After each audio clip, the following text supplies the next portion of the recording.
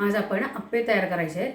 आता ते ह्या पद्धतीने बघा, मी आता ही वाटी एक वाटी, ही एक वाटी मापाची ठेवलेली आहे. हे 2 वाटी तांदूळ घेतलेले आहेत, 1 वाटी हरभऱ्याची डाळ घेतलेली आहे, पाव चमचा मेथी आणि मूठभर पोहे.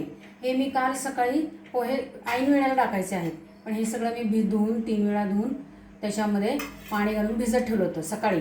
ते दुपारी दळले. आता हे रात्रभर ते छान फुगलेलं आहे बघा. हे मस्त फुगलेले, अगदी छान फुगल्यामुळं मेथी घातली आणि पोहे घातले ना की त्याच्यामध्ये ते छान फुगतं. आणि आता उन्हाळा म्हटलं ते फुगणारच आहे चांगलं. आता ह्या पद्धतीने हे मी रात्री दळून ठेवले. आता सकाळी आपण त्याचे आप्पे तयार करायचे आहेत. आता मला आपल्याला जेवढं लागणार आहे पीठ तेवढंच मी घेणार आहे. त्याच्यामधलं पीठ हलकं आहे, छान मस्त हलकं झालेलं आहे आणि ते घट्ट आहे. ते आपल्याला जरा पातळ करून घ्यायचं आहे थोडाही. आता त्याच्यामध्ये भिजवताना मी काय केलेलं आहे की हे पाणी मिक्स करताना थोडीशी साखर, हा चमचा खूप बारीक आहे बरं का, 1 चमचा हा साखर घातलेली आहे.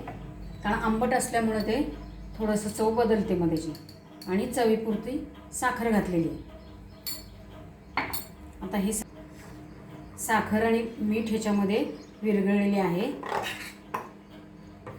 छानपैकी. आता पाहिजे तेवढं आपल्याला पातळ हे झालेलं आहे. आता ह्याच्यामध्ये इनो किंवा बेकिंग सोडा किंवा सोडा घातला तरी चालतो, पण आपल्याकडे आता इनो आहे तर तो इनोच टाकूया आपण. त्याच्यामध्ये थोडासा इनो घेऊया आधी, निम्मीच पुडी घेणार आहे, बाकीची पुडी ठेवून घेणार आहे. आता त्याच्यामध्ये थोडंसं वरनं पाणी घालून ते फसफसून घ्यायचं आहे छानपैकी. आणि ते गरम करत ठेवलं होतं पॅन, त्याला आता तेल लावून घेते. हे निर्लेपचं आहे, नाही लावलं तरी चालतं, पण आपल्याला एक समाधान असते की ह्याला बाबा तेल लावलंय, चिकटणार नाही, करपणार नाही. आणि जर निर्लेपचं असल्यामुळे पातळ असतं थोडं, ते मंद गॅसवरच करावं लागतं, नाही तर मग ते पूर्ण करपून जातं. आणि मधल्या भागात जर ह्या घातलं की नाही तर त्या हमखास करपलं जातंच. एक तरी घाण आपला असा होतो की तो करपलेला असतो थोडा तरी. त्यामुळं करताना नेहमी लक्षात ठेवूनच करावं लागतं की गॅस कमी ठेवायचा. आता हे आपलं छानपैकी फुगलेलं आहे इनो घातल्यामुळे. मेथी घातले, पोहे घातले, त्यामुळे मस्त फुगतं हे बघा. कडेकडेलाच पहिल्यांदी पळी छोटीच घ्यायची आहे. पहिल्यांदी कडेकडेलाच घाण आपला हा घालून घ्यायचा आहे.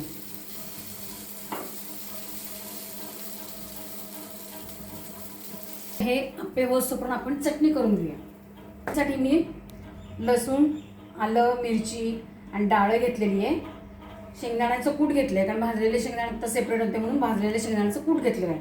कोथिंबीर, जिरे, मीठ आणि साखर. आता ह्या सगळ्याची मी चटणी करून घेते. चटणी अशी तयार झालेली आहे, मस्त वास येतो बरं का चटणीचा. दाखवते.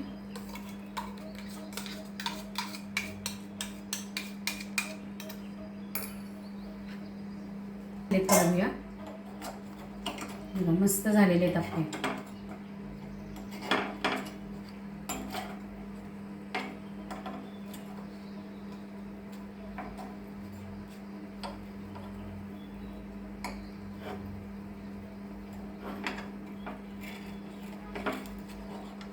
आपण सगळे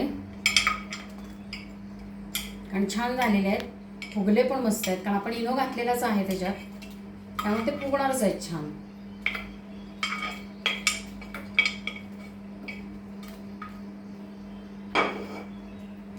खायला घेऊया.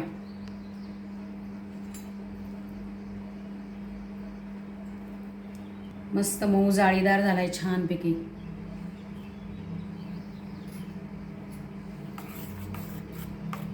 या नाश्ता करायला आप्पे आणि चटणी. तांदूळाचे केलेले आहेत बरं का, तांदूळ आणि डाळ त्यांचे छानपैकी आप्पे केलेले.